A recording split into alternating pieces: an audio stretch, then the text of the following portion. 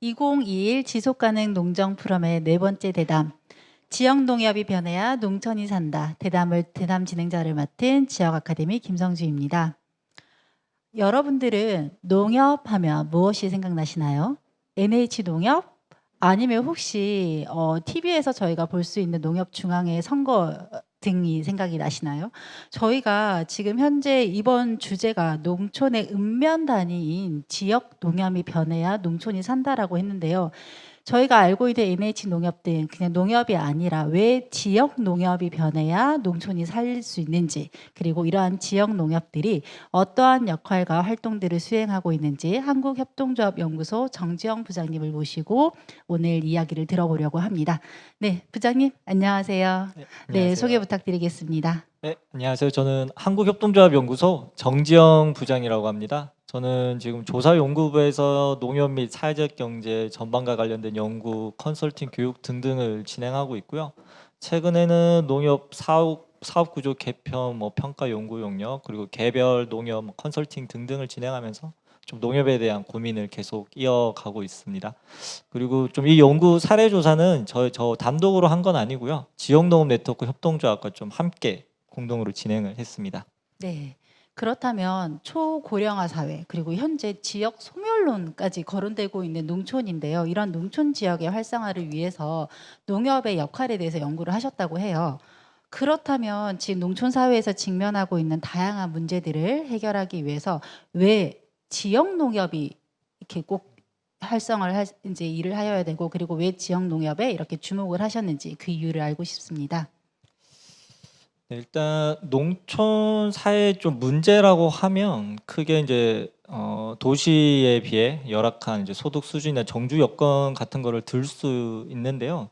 저는 지역 농협이 이런 문제를 개선하기 위해서 노력을 해야 되는 이유로는 농협과 농촌은 운명 공동체이기 때문이라고 생각합니다. 지금 지역 농협에서도 조합원들의 고령화나 조합원 감소 같이 농촌 사회에서 발생하고 있는 문제가 거의 고스란히 드러나고 있습니다. 그래서 몇십 년 후에 이제 지역 농협이 농촌과 함께 정말 살아남을 수 있을지 그걸 진지하게 고민해야 될 때고요. 그래서 농협이 경제사업적 판매 사업의 핵심 업무기는 하지만 그 외에 이런 농촌 발전을 위해서 이런 다양한 역할들을 해야 될 때라고 생각을 하고요.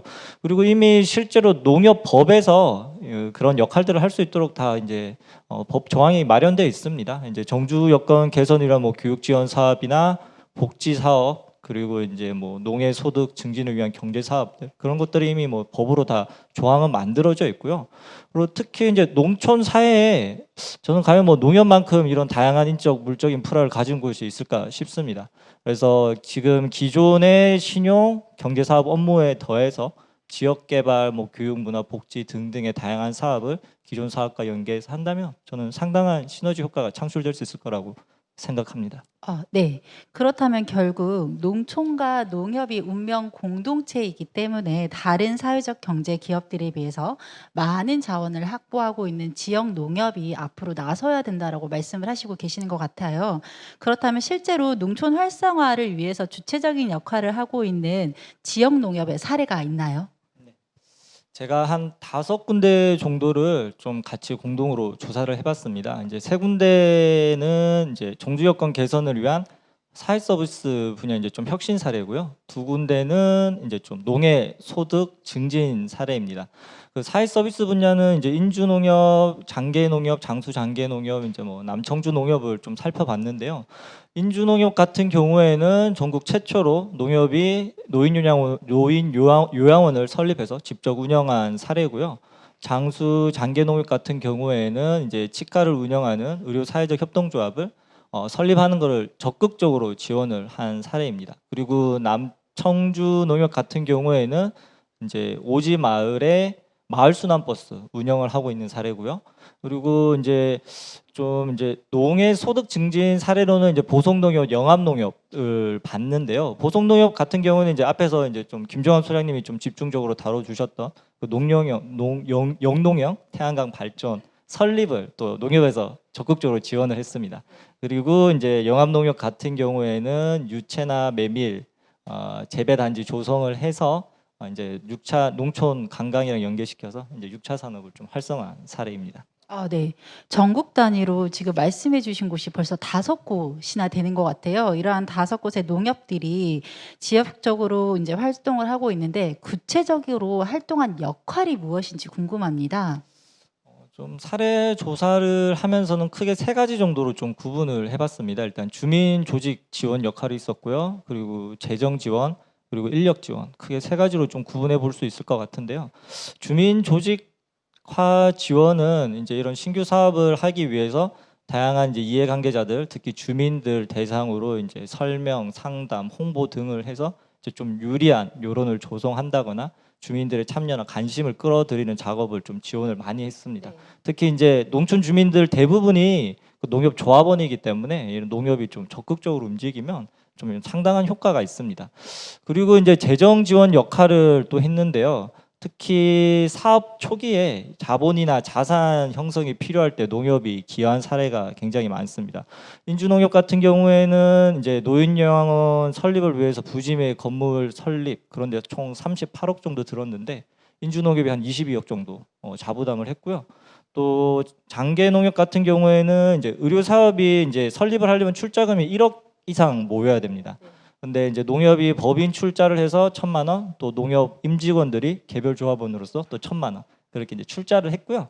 그리고 이제 또 영암 농협 같은 경우에는 이제 또 자체적으로 지역 내 유채꽃 축제할 때 뭐 5,500만 원 정도 그렇게 지원을 했습니다.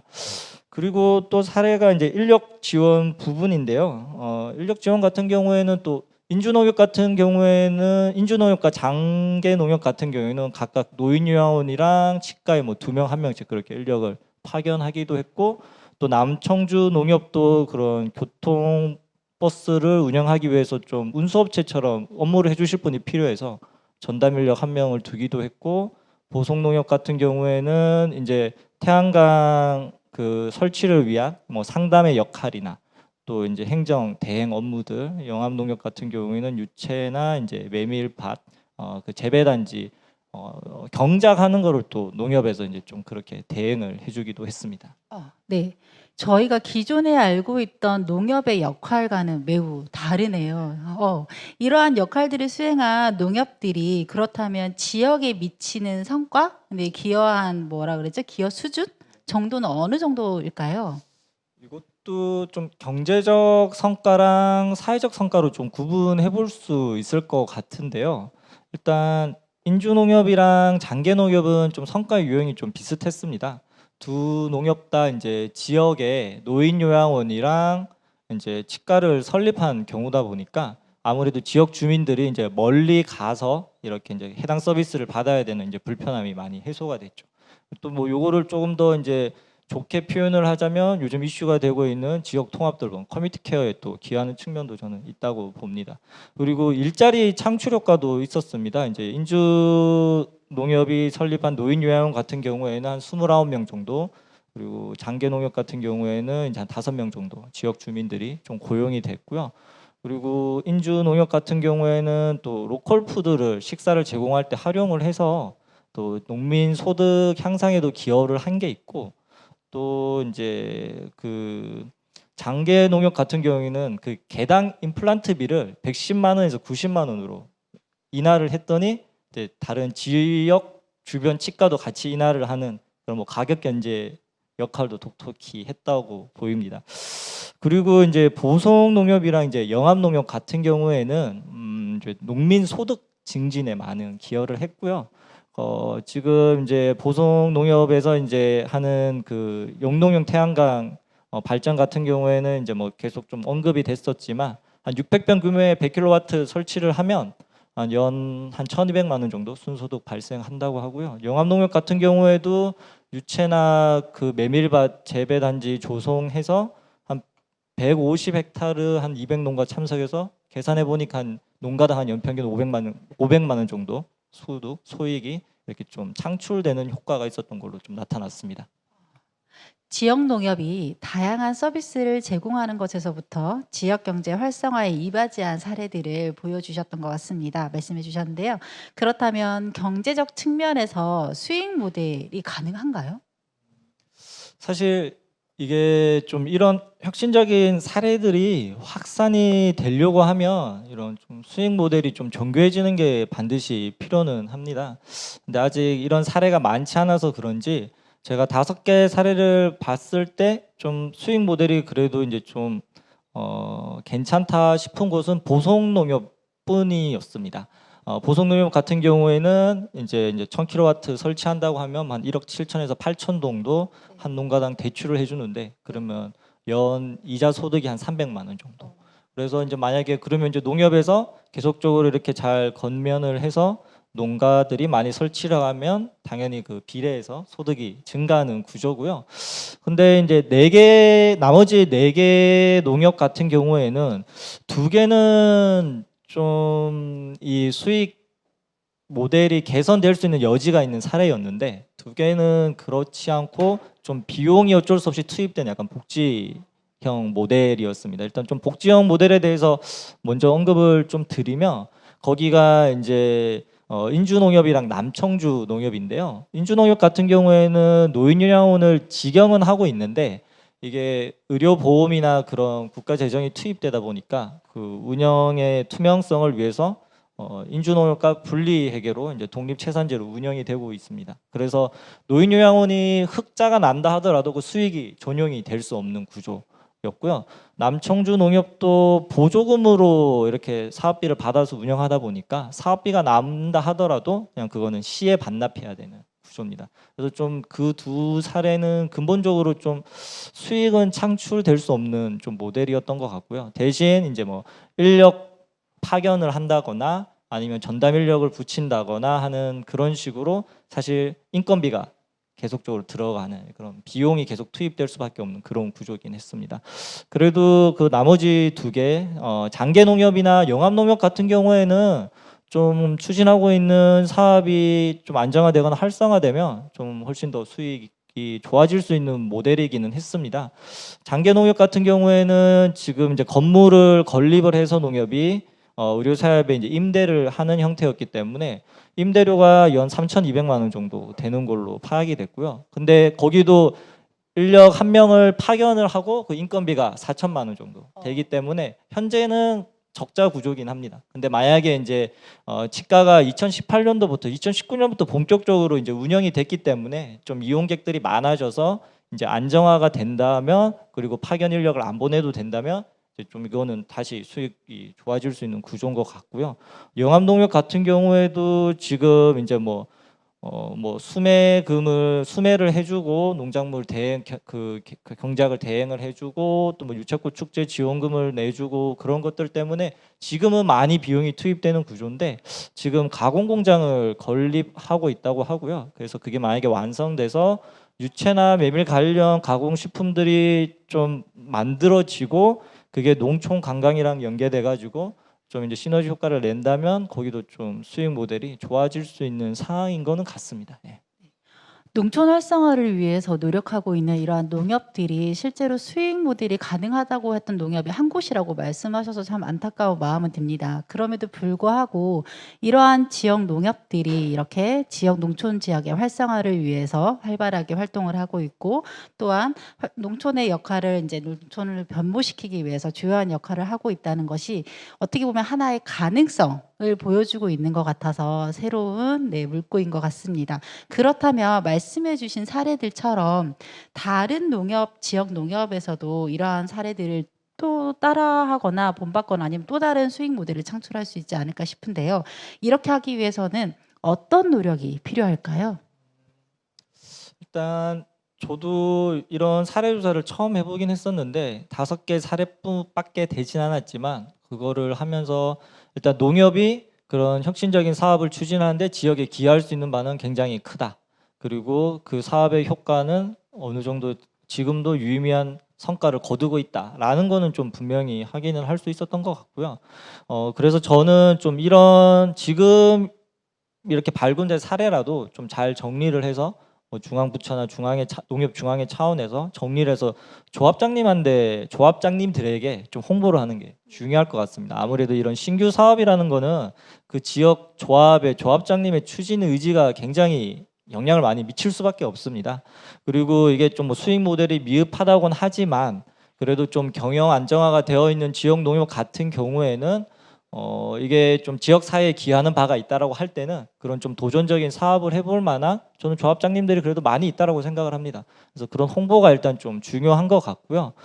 그렇지만 더 많은 확산을 위해서는 역시 수익 모델의 종교화가 필요할 것 같고 그것을 위해서는 농협중앙회나 뭐 중앙부처나 지자체의 다양한 정책 지원 사업이 좀 더 많이 만들어져야 되는 것도 사실인 것 같습니다. 특히 사회 서비스 분야 같은 경우에는 지금 이런 사례들의 그런 경제적이나 사회적 성과들을 좀 뭐 정량화하거나 좀 체계적으로 정리해서 농협 재정에 투입됐을 때 재정 투입의 효과나 효율성 등등을 좀 잘 정리해서 이런 정책 설립의 좀 근거로 마련할 필요가 있을 것 같고요. 그리고 보성농협 같은 경우에는 이제 정책 자금과 연계해서 대출 상품을 만들었는데 그런 뭐 정책과 연계를 하든 자체적으로 하든 그런 제쪽 좀 이런 지역 사회에 이바지 하는 조직들을 위한 좀 대출 상품을 만드는 것도 하나의 방법인 것 같습니다. 그리고 아직 좀 뭐 사례 조사가 부족하긴 했지만 5개 사례만 봤을 때는 직접 운영 모델보다는 간접 운영 모델이 좀 수익 모델을 다양하게 가져갈 수 있는 가능성은 열려 있습니다. 특히 이제 뭐 간접으로 했을 때 임대료, 뭐 배당 아니면 이제 좀 뭐 사회적 협동조합이면 안 되겠지만 그냥 일반 협동조합일 때는 이제 출자에 따른 그 배당 그리고 임대료 뭐 대출이자 뭐 등등 조금 더 다양하게 가져갈 수 있는 가능성은 있고요.